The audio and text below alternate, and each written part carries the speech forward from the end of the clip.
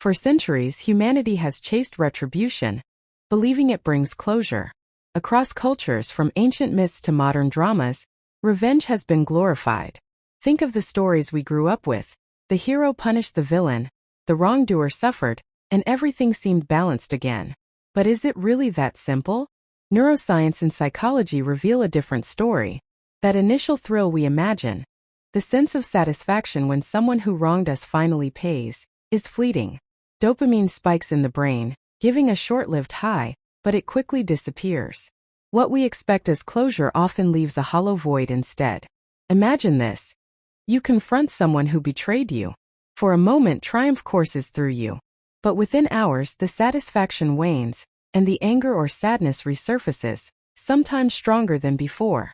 That's the cruel trick of revenge. It promises peace but often delivers more unrest. So why do we keep chasing it? Why does the human brain seem wired to desire payback even when it hurts us in the long run? Over the next few sections, we'll explore the science, the psychology, and the real-world consequences of this primal urge. When someone harms us, the reaction isn't just emotional. It's physiological. Anger flares, adrenaline courses, and dopamine floods the brain, preparing us to respond. This is a reflex forged over millions of years. In early human societies, hesitation could mean losing food, status, or even life itself. Retaliating immediately wasn't just about pride, it was survival.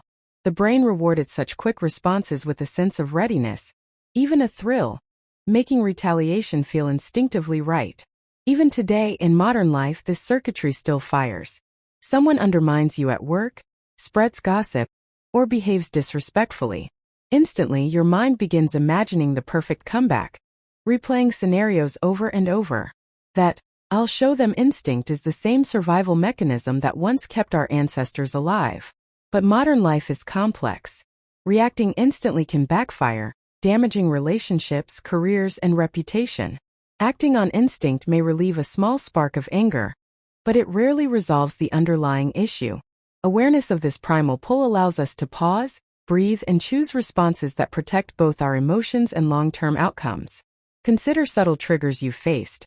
A friend ignoring your message, a colleague taking credit for your work.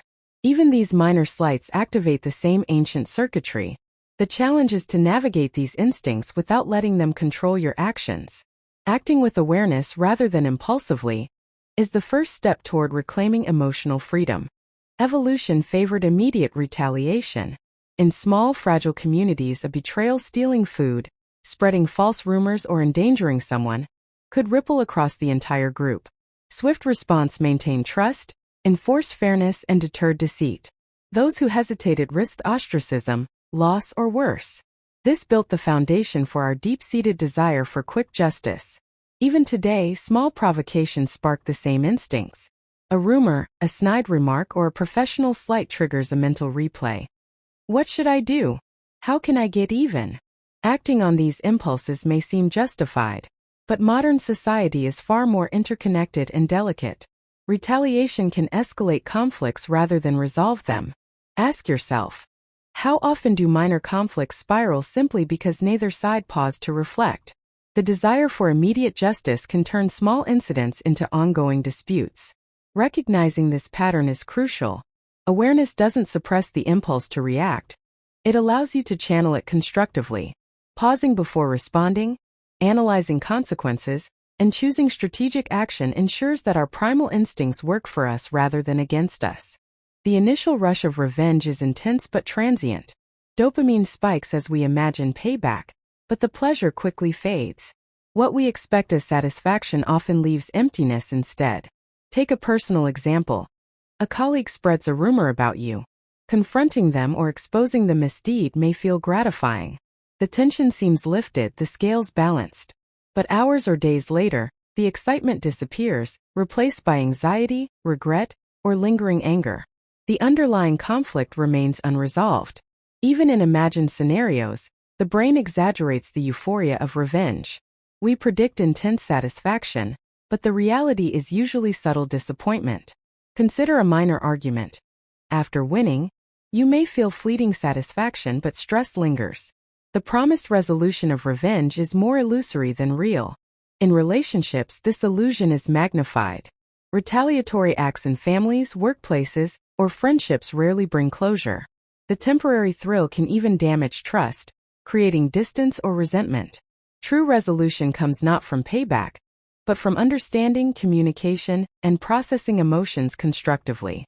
Revenge can also escalate conflict instead of resolving it.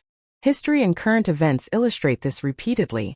Political rivalries, business disputes, and personal grudges often intensify after retaliation. One act of revenge provokes another, and another, creating cycles that seem impossible to break. Psychologists call this the vengeance trap. We overestimate satisfaction and underestimate stress. Every retaliatory action strengthens the chain instead of breaking it. Acting on impulse might feel like justice in the moment, but it prolongs emotional entanglement. Think about feuds you've witnessed. Workplace conflicts that linger for years, social media arguments that escalate, family disagreements that fester. If revenge were truly satisfying, these cycles wouldn't persist. The pattern shows that real closure rarely comes from retaliation. It requires reflection, patience, and emotional strategy. Restorative justice offers a profound alternative. Rather than punishment, it emphasizes dialogue, empathy, and repairing harm. Victims and offenders engage in structured conversations to explore the impact of actions and seek meaningful amends. Imagine a teenager stealing from a neighbor. Instead of punishment alone, they meet the affected individuals. They discuss the harm caused, the consequences for the community, and steps to restore trust. The offender learns responsibility, the victim feels acknowledged, and relationships are repaired. Evidence shows restorative justice reduces repeat offenses, builds empathy, and produces lasting social healing. It addresses the root causes of conflict, rather than just the symptoms. This approach can extend beyond criminal cases. Schools, workplaces, and families can all benefit from dialogue-driven conflict resolution. Could this be the model for everyday life? Perhaps the most profound victories don't come from punishing the offender, but from repairing relationships and rebuilding trust. True healing begins within. Letting go of revenge doesn't mean weakness. It's an act of empowerment.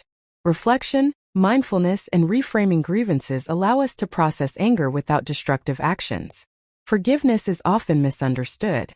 It isn't excusing wrongdoing or pretending nothing happened. Instead, it's reclaiming your mental and emotional energy. Imagine carrying a heavy bag of stones everywhere you go.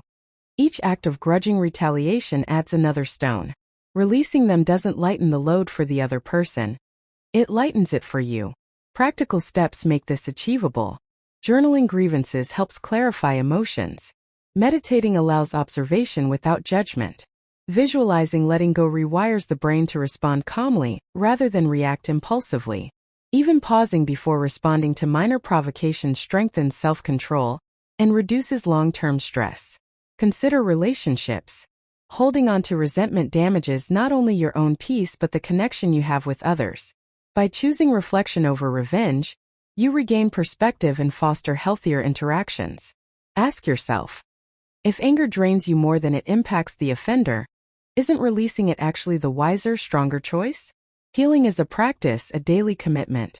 Each moment you choose patience, reflection, and strategic action over impulsive payback, you step closer to emotional freedom.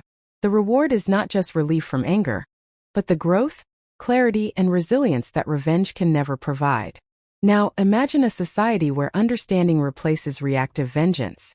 Education teaches empathy, communication is valued over retaliation, and communities focus on repairing harm rather than punishing indiscriminately.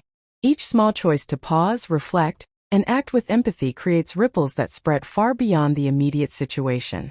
Teaching younger generations to value restoration over retaliation prevents conflicts before they even begin. Small actions like listening before judging or seeking dialogue, rather than revenge, accumulate to form cultural change over time. Justice, in its most profound sense, begins within. Choosing reflection, understanding, and healing over anger and retribution protects your own well-being and contributes to a more compassionate, resilient society. Conflicts are less likely to escalate, relationships strengthen, and communities thrive. Ask yourself, in your life, what could change if understanding, rather than anger guided your actions? Could this approach transform not just your relationships, but the workplaces, schools, and communities you are part of?